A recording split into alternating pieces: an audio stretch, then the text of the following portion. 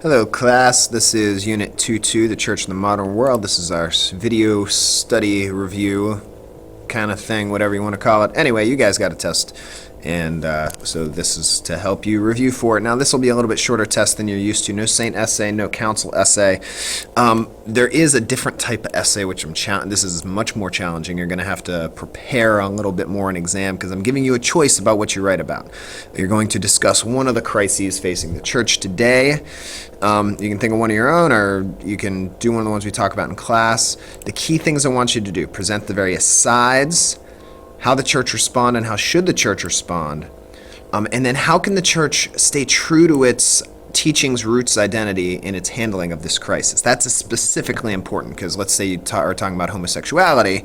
Well, you might disagree with the church's stance on homosexuality, and that's great if you think that, but how do you realistically think the church, if you think the church should change, how can the church realistically change without just abandoning everything that it's taught before? How does it stay true to those core teachings? How does it not just say, well, that's what we did before and now we're going to do something different? How does it stay true and say, well, really, this is a consistent part of being Christian? And this is really a consistent part of being Catholic. So that's going to require the thinking.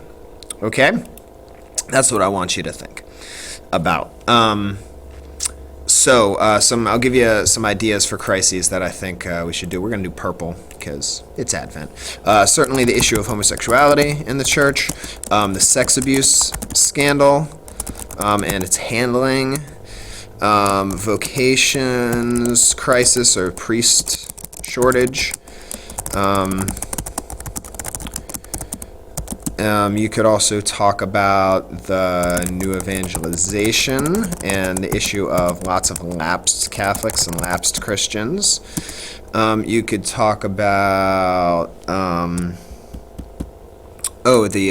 Health and Human Services mandate, where the federal government is requiring Catholic organizations to pay for services that go against their conscience, like abortion, sterilization, and birth control. So let's say, I work at a Catholic school, and so me and my family are covered by the health insurance paid for by the school. And the way it's been is the school, because it's a Catholic organization, would not buy a plan that covers contraception, sterilization, abortion, those sorts of things which go against Catholic Church teaching. However, the Health and Human Services mandate is saying that even though that it goes against our religion, a Catholic institution would have to pay for those things, would have to pay the health insurance company to cover those things. And so the bishops have responded saying, well, that's a violation of religious freedom, our First Amendment rights. So anyway, how do we deal with that? There are lots of other ones you could come up with. The issue of women's ordination, women who want to be priests, and it's never been the case in the Catholic Church that women could be priests, and not even Jesus had women priests, and that's why. That's why we've never had women priests, because Jesus didn't do that. So how do we handle that when women feel called to the priesthood? How do we tell them, well, no, you're wrong, you're not? And how should we handle that? Okay, so pick one of those, and especially this is the key part. Alrighty? So let's go over the rest of this.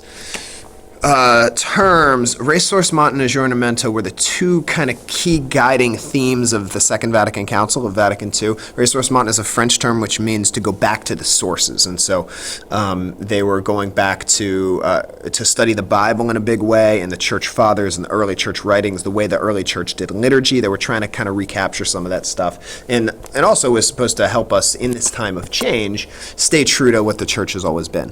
Now, aggiornamento is kind of the opposite partner of that. It's a partner because it works along with ressourcement, but it's also its opposite, because aggiornamento means, it's an Italian term which means to bring up to date. So how do we help the church to dialogue with the modern world and fit in with the modern world, and even take some of the good ideas from the modern world and work them into Christianity, or find what is compatible with Christianity in the modern world? So dialogue with other religions, and helping the people to feel a part of part of the liturgy, all those sorts of things, and empowering the laity and empowering the average person. Moving on, Humanae Vitae is a papal encyclical written by Paul VI on human sexuality and the modern world, specifically birth control. Very controversial when it came out. Empiricism is the idea that came out of the Enlightenment that says the way we know things is through observing them and experiencing them. And that's where we get the scientific method and all those sorts of things. And it was a challenge to religion because you can't really observe someone else's religious experience. It's not something testable in a lab. Rationalism is a similar idea coming out of the Enlightenment, the idea that we know about the world through our ability to think and reason, which again was kind of a challenge to religious thought because where does revelation fall in that? Can we reason our way to a triune God, a God that is three persons in one, the Trinity? Is that something you just figure out on your own? Not really. It's, in fact, we can't even completely understand it using our ability to reason. Papal infallibility is a power of the Pope, which was defined at Vatican I in the 1860s, which says that the Pope can speak without error in very specific circumstances. One, it has to be on the topic of faith and morals. Two, it has to be officially an infallible statement. The way they describe this is that it has to be ex cathedra, meaning it's from the chair of Peter, which basically means I'm acting as the Pope and I'm making an infallible statement. So we can't just accidentally make an infallible statement. And the last one is it has to be consistent with tradition and Scripture and what's always been taught by the Church. So, and it was again it was a reaction to rationalism, which said, we can only know things. The Church doesn't really have any grounds to proclaim what is true because it's discounting revelation. Papal infallibility is saying, no, we can make truth claims on based on revelation. So that's why they said they wanted to reaffirm this power of the Pope and make it official. But that doesn't mean that the Pope is impeccable. It doesn't mean everything he says is 100% true. In fact, there's only been 2 infallible statements ever, one by Pius IX about the Immaculate Conception, one by Pius XII about Mary's Assumption. Ecumenism is the movement towards Christian unity and dialogue with other religions. Rerum Novarum is a papal encyclical by Leo XIII at the end of the 19th century on the rights of workers and social justice. Now, this is going to be one of the hard parts because you got all these Piuses. Sorry I'm doing that to you, but I am. Pius IX, he was the longest reigning pope, and his nickname was Pio Nono, which just means Pius IX. But the way you remember this is that some people thought it was, some people joked that his name was Pio No, as in he said no to everything because he's the one that condemned a lot of democratic ideas, and the syllabus of errors are kind of condemned them. And this was a reaction against the, Italian unification movement, which was a democratic movement, but it was very anti-religious and very anti-church. And also there was a reaction against the French Revolution, which imprisoned the Pope and took a lot of church lands and guillotined a lot of priests and nuns and that sort of thing. So the church was very skeptical of the church was very skeptical of democracy for a long time because of these. And Pius IX is kind of the main guy that was very skeptical of democracy. Pius X, early 20th century pope, he was a saint, Saint Pius X, and he very much devoted to the Eucharist and encouraged other people to be devoted to the Eucharist. Pius XI was the pope in between World War I and World War II, and he condemned Nazism and he condemned fascism and also communism. Pius XII was the pope during World War II, and he gets a bad rap for not doing much to help the Jews and even helping the Nazis, but none of that is true at all. He did a ton to help the Jews, and he also was devoted to scripture study and really encouraged scripture study, and he kind of set up a lot of the things that would happen later at Vatican II. He might actually be a saint someday, and he's very well respected among certain members of the Jewish community because he did so much to help the Jews.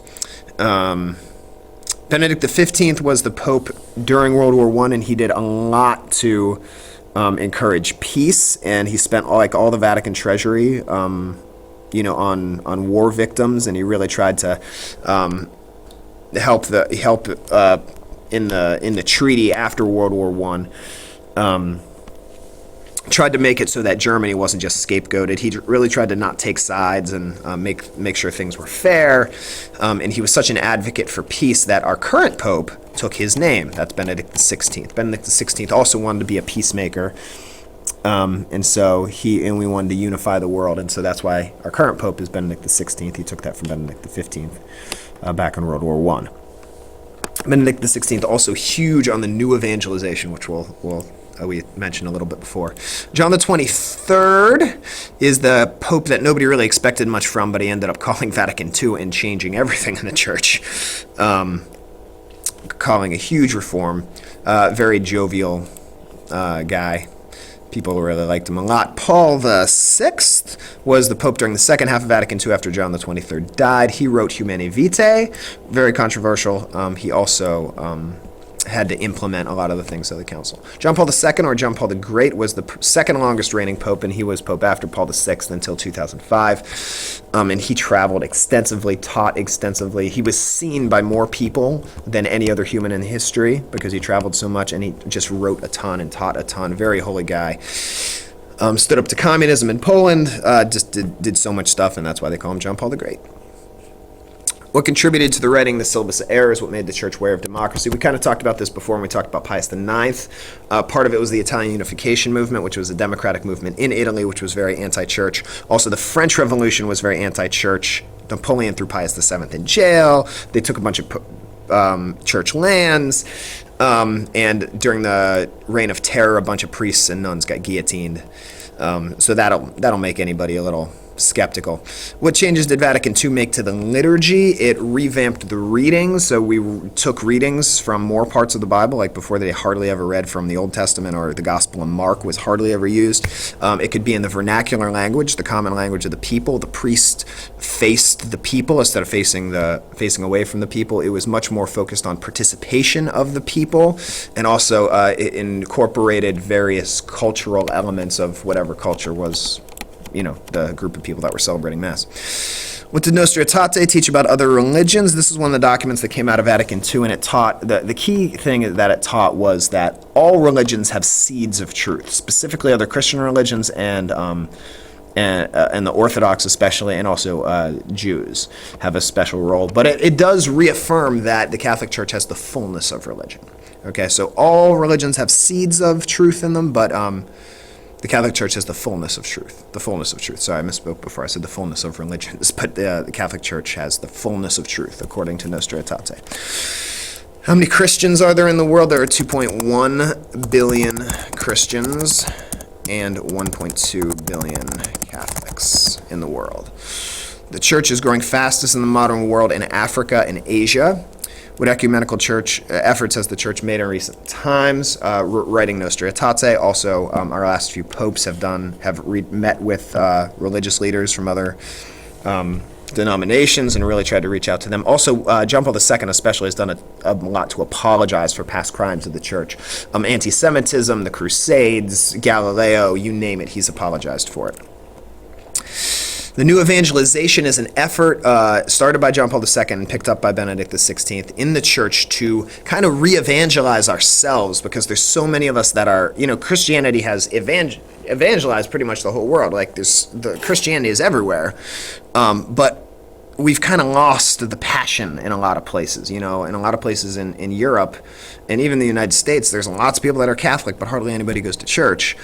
So the popes have said that we need a renewal. We need to repropose the gospel and get back to that, that radical fervor that the early Christians had. And by radical, I don't mean crazy. By radical, I mean at the root. That's what radical means. Radish, it's a root. So at the root, we need to be foundationally Christian, not just something extra tacked on.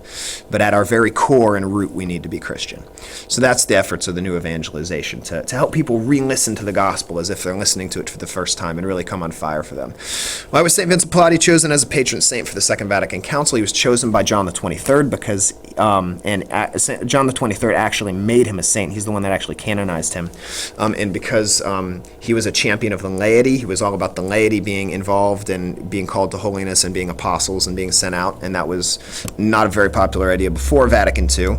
And also because he was so big on dialoguing with other religions and encouraging unity with other religions, which again was not really a popular thing in his day. But at Vatican II, they really wanted to highlight those ideas, and so John the 23rd canonized St. Vincent and chose him as patron saint. And that's just about it. So good luck on your test. Bye-bye.